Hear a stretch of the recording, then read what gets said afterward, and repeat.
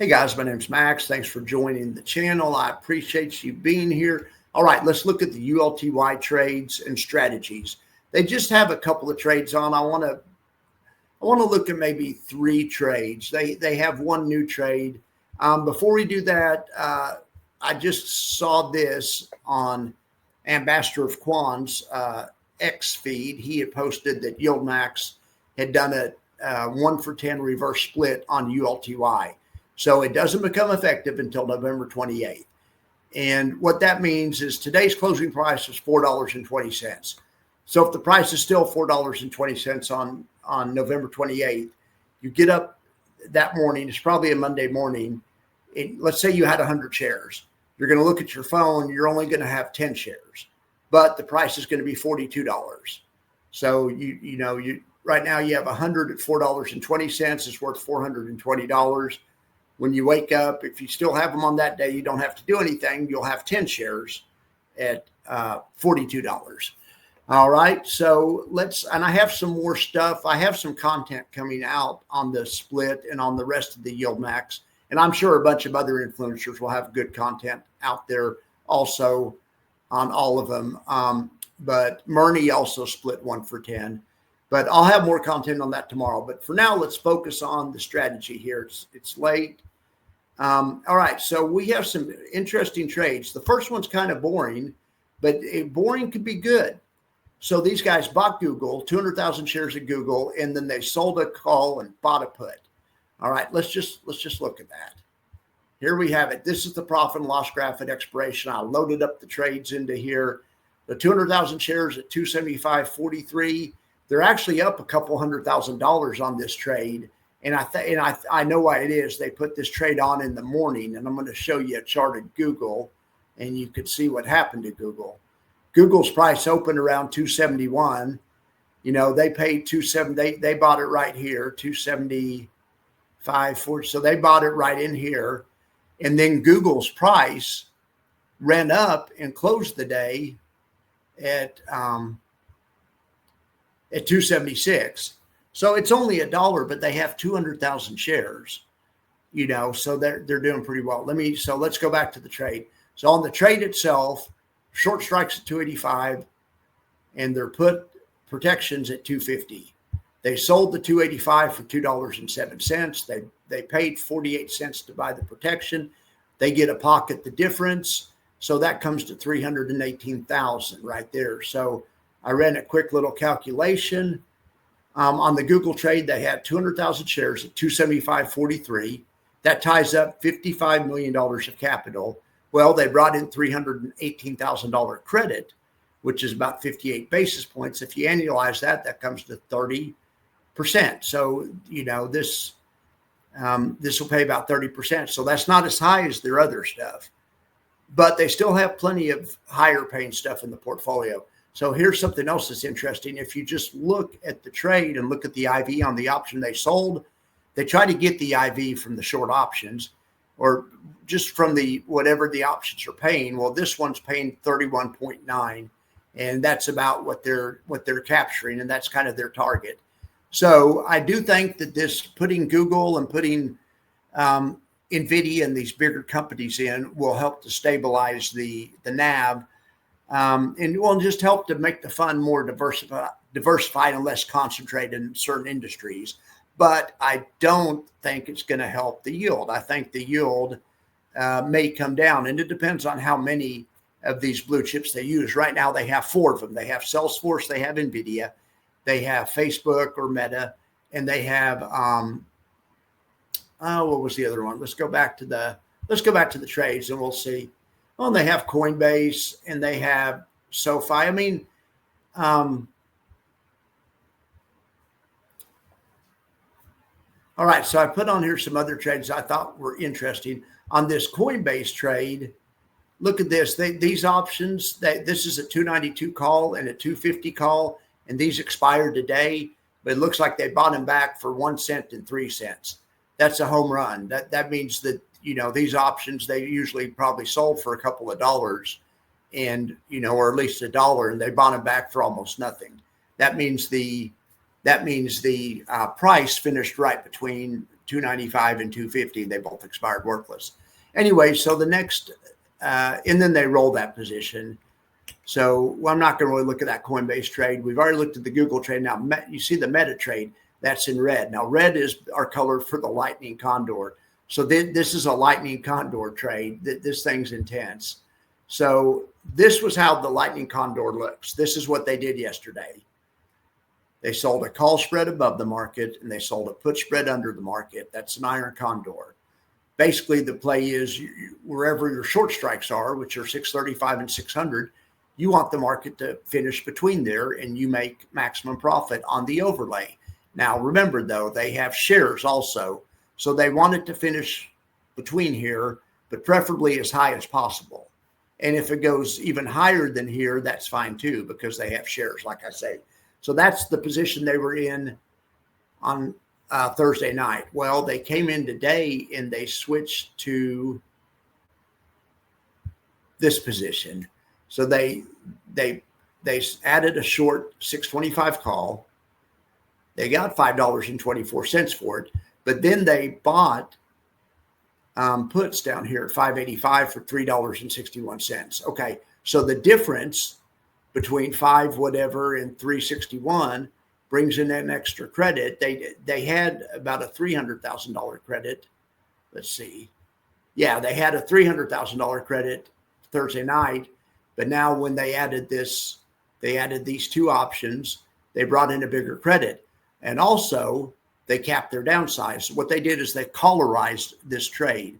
They had a Lightning Condor, and so now they have a collared Lightning Condor. They just collarized it by selling the 625 and buying the 585. They've cut off that. Now they no longer can have unlimited loss on the downside, but they also no longer have unlimited gain on the upside. But you could see what they're going for. If the stock appreciates from here, if Google, goes up to 625, that would be ideal. 625 to 635 would be ideal. If it goes past that, they have a little opportunity loss. They don't have unlimited upside. But this play right here, they want higher prices, but at the same time, they want it to stay between all their strikes. Other things being equal, if it stays between 600 and 635, especially if it stays between 625 and 635, that'd be the optimum outcome for this trade. We'll keep an eye on it. I know that's kind of convoluted, but what I did here is I overlaid the two strategies. The red and green is the strategy they had on Thursday night. Great strategy, but it has unlimited loss on the downside. So when they came in and turned it into the collar, you see the white is the profit and loss graph on the collar. So, they make money up to a point, then they are capped out. So, but on the downside, they no longer have unlimited risk. Anyway, like I say, we will definitely keep an eye on that. I've got this loaded up and saved, so we'll follow this all week. Maybe they'll make some more adjustments, but yeah, this is an interesting trade to say the least. I've never heard of a collared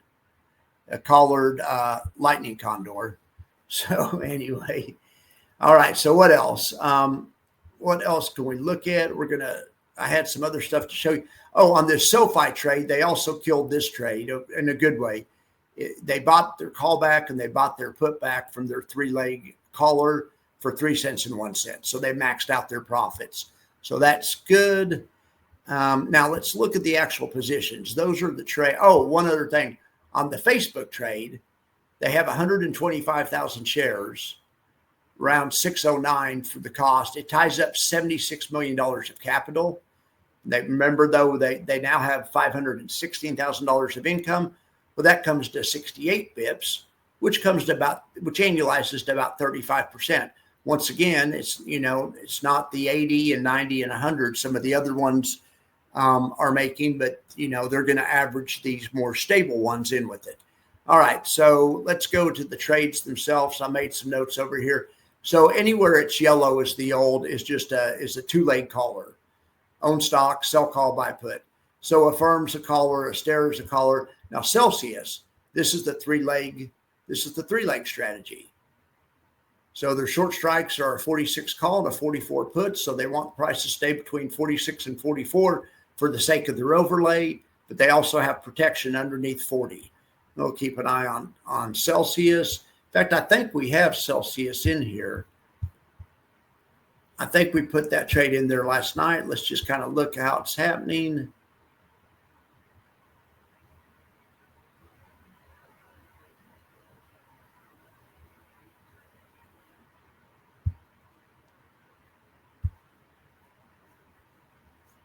Yeah, here's their Celsius trade.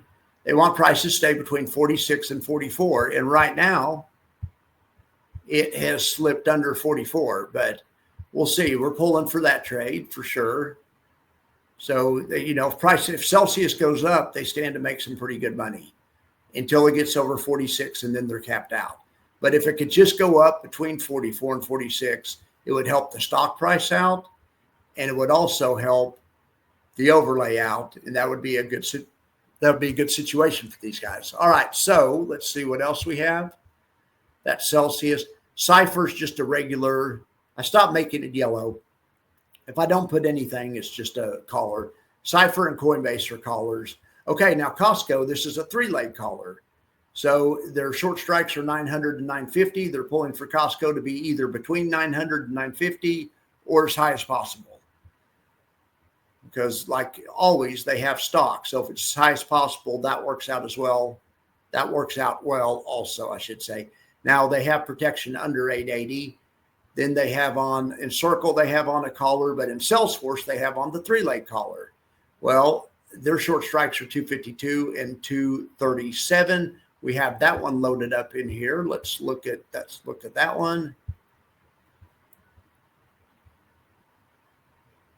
Yeah, they're up $495,000 on this trade, and it's easy to understand why.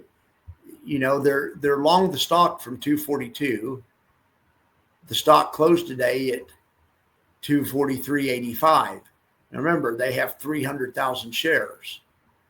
So, and not to mention, they're also trying to get the price to either in between 252 and 237 or go as high as possible. So right now the stock is moving up, and it's between the strikes of their overlay. So that's kind of the perfect situation. For now, their protection's under 227. They cut off losses under 227. All right, so that's CRM, Salesforce. The rest of these are just normal collars. We've already looked at the Google trade. Here's the Lululemon trade. Now, that one I don't think I have programmed in, but they want prices to be between 180 and 160. I'm sorry, between 180 and 170 or as high as possible. They have 300,000 shares of Lululemon. And then on Facebook, we looked at this 6-leg monster, this collarized lightning condor, and the rest of them are standard stuff. Nothing really that interesting in the rest of them. All right, so let's look at the chart. Let's look at the chart of ULTI. Now this is I think it's a 5-minute chart. Yeah.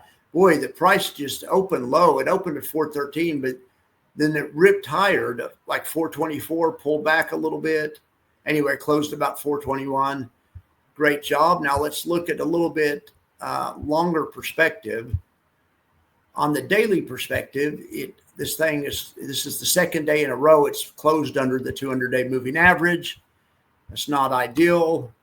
The last time I did that was in April. It's just a line on a chart. It doesn't mean it doesn't mean because it's under it for 2 days that it can't go right back above it. But still, other things being equal, it's if you follow the trends, it's oftentimes not a good sign of trending. But by the opposite, you can also, whenever it's been under the 200 for a while and then it goes back above, you get the opposite type thing. Sometimes you get an uptrend for a while, which happened to us. That happened to us from May 12th to just the other day, but we were above the moving average and trending up. So we'll see what happens here. So that, I think we've covered everything I want to cover for tonight. I'll have more information on the reverse split in the morning. All right, guys, be watching for that video. Thank you very much, and you have a nice evening.